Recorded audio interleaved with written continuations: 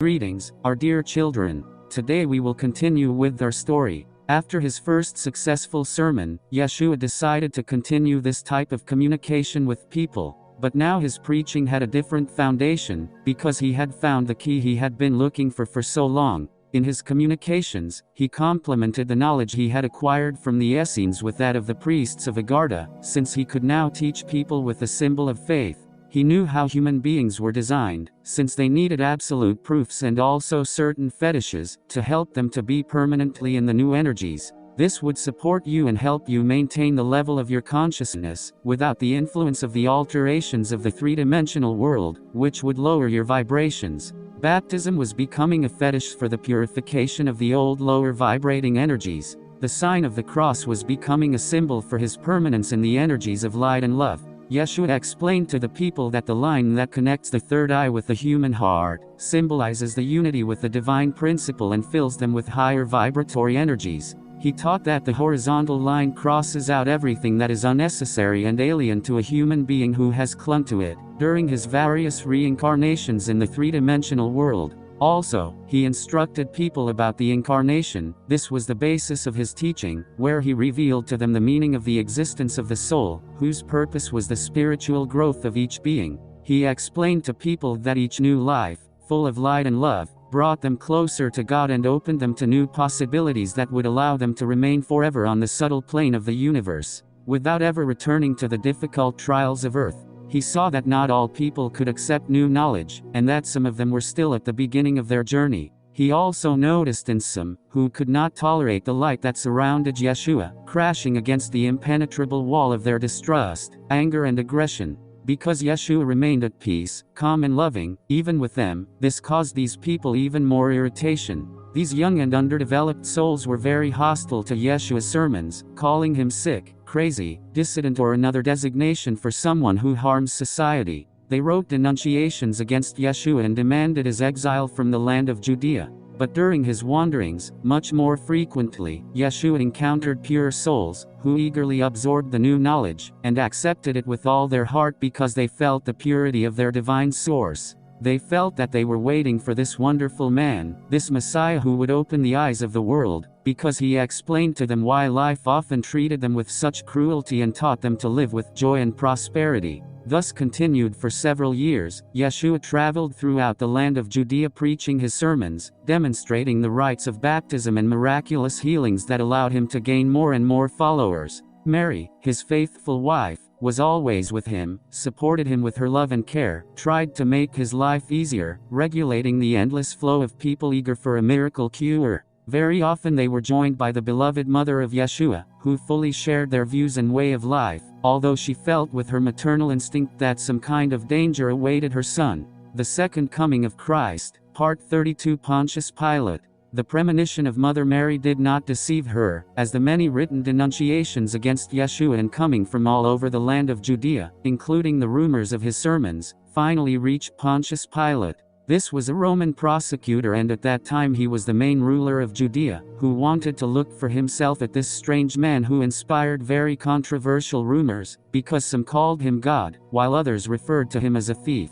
But Pontius Pilate was especially interested in the accounts of his wonderful healing, because for many years he had suffered from excruciating headaches that had left him completely exhausted. He secretly hoped this man would help him get rid of this discomfort, so he ordered Yeshua to be found and taken to his palace. But what happened next could be called a series of miraculous coincidences. As soon as Pilate gave the order to find this mysterious vagabond, he himself knocked on his door. The guards informed Pilate that a poorly dressed man named Yeshua wanted to see him, so he ordered them to immediately bring him before him. In a matter of minutes, Yeshua was standing before this terrifying ruler of Judea, whose very name inspired terror in the hearts of his citizens. It must be said that Pilate showed considerable cruelty and reigned with an iron fist, attempting to subjugate all the tribes that lived in the land of Judea, to the mighty Roman Empire. Because of that, he had gotten used to everyone being terrified by his presence, and not daring to look at him directly.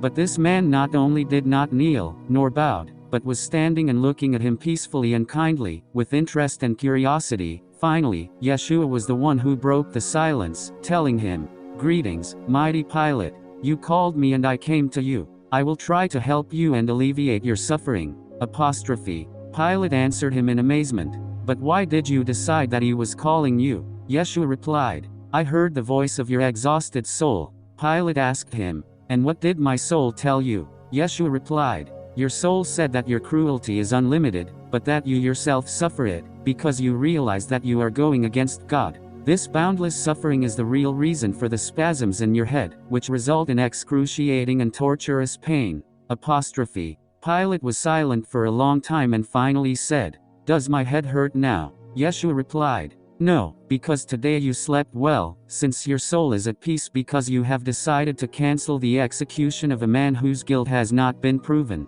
That calmed your soul and brought you temporary relief. Apostrophe. Then he looked at Pilate with a soft and slightly ironic smile, his eyes radiating so much kindness, love and compassion that Pilate wanted to cry. But he could not afford such weakness, and to hide his condition, he said briefly, well, come see me when my headaches return. Yeshua put his hand on his chest, bowed politely and left the room. The Second Coming of Christ, Part 33, Confrontation of Two Worlds. As soon as the doors closed behind Yeshua, Pontius Pilate allowed himself to express his feelings. Tears flowed freely from his eyes. This mysterious man entered the most hidden corners of his soul, and told him what he had not had the courage to admit. He understood how accurate Yeshua was about his endless inner struggle that had drained him, not only morally but also physically. Pontius Pilate was a faithful soldier, who fulfilled his duty with zeal, and his main responsibility was to subject people to his will, to make them obedient slaves of the strangers who conquered his land. He understood from a divine point of view, how cruel and unjust he had been, even how all this time he had had to act against his own consciousness and the desires of his soul, because he was an honorable man and cruelty did not do it happy. On the other hand, he loved the power and worship of the people, but understood that this worship was based on fear, flattery, the desire to work for money and other pleasures in life.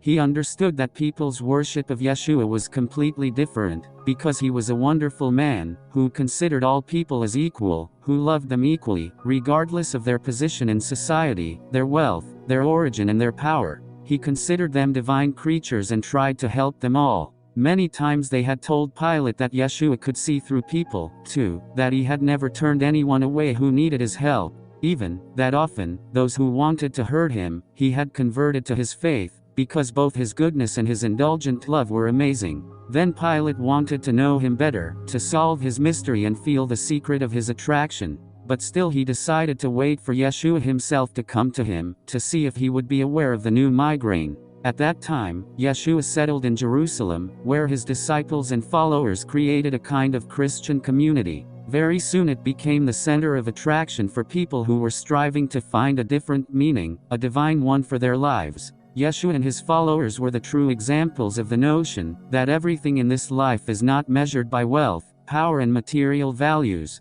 They taught that peace and harmony of the soul cannot be bought with money, and that only love and respect for oneself and others can make people truly happy. They can help them remember that everyone is a part of God on earth. The popularity of this commune began to scare the authorities, who felt that a certain danger came from it, because they did not need the people to be free and happy. The reptilian programs had already entered the collective consciousness of the people, and their fundamental principle had been to keep people in fear, otherwise they would have been difficult to master. This is how the period of confrontation between the forces of good and evil, of light and darkness began. But if the main protection of Yeshua has been love, the forces of darkness have had at their disposal all proven means, such as lies, bribery, hypocrisy and betrayal. They had no aversion to anything, in order to retain their power. The Second Coming of Christ, Part 34 Resolution.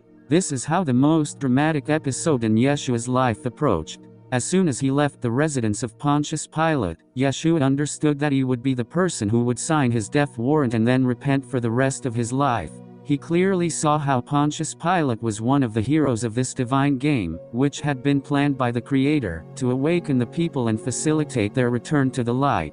Yeshua knew that this man did not wish his death, but his fate was irreversible and he was destined to play a bad boy, as this was the meaning of his mission. Yeshua felt sincere compassion for Pilate and wanted to lighten his burden. Then he asked the Father to help him, so that the final decision would not return to Pilate, so that his soul would not suffer for what he had done, so that he could find at least some consolation and justification in what was going to happen.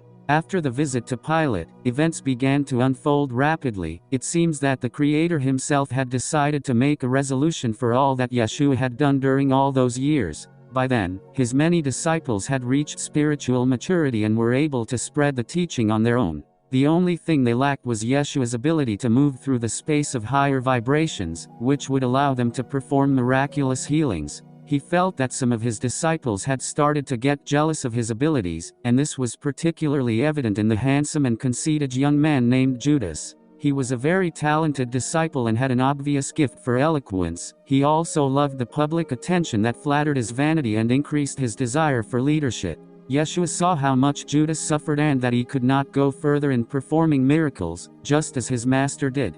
The same day that Yeshua visited Pontius Pilate, he suddenly realized his role in his own life. He also realized that his disciple Judas was the missing link in the act of this play, in which he was supposed to act. The teaching he preached could not appease the pride and vanity of Judas. Yeshua felt that he wanted to take the place of his master, to become the sole and indisputable authority of his followers. Just as it had happened with Pontius Pilate, he foresaw what was going to happen with Judas. But in this case, he also felt compassion for this soul that could not stand the test of glory and would descend into the lower energies of duality that surrounded it. He already knew that he could not change the course and scope of the tragic resolution of events in the work conceived by the Father. Therefore, he decided to gather his favorite disciples, his devotees, for a festive dinner in order to prepare them for the future life, where they should live and work without him. He wanted to strengthen their minds, fill them with the confidence that all the higher powers would be with them and that he himself would always help them everywhere, even if he was not physically present.